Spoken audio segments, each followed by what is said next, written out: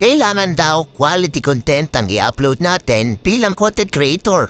Pero paano ba natin malalaman na quality ang isang content? Maganda to. Tara, pag-usapan natin yan. Napakarami na pong content creators ang naririnig natin na nagsasabi na dapat quality ang contents na i-upload natin. Pero paano ba natin talaga malalaman ang quality ito? Napakasimple lang po, meron lang tayong isang formula na dapat nating sundin para malaman kung quality ba talaga ang contents natin. Kung nakatulong sa iyong video na to, huwag mo namang kalimutan i-share din sa iba para makatulong sa kanila.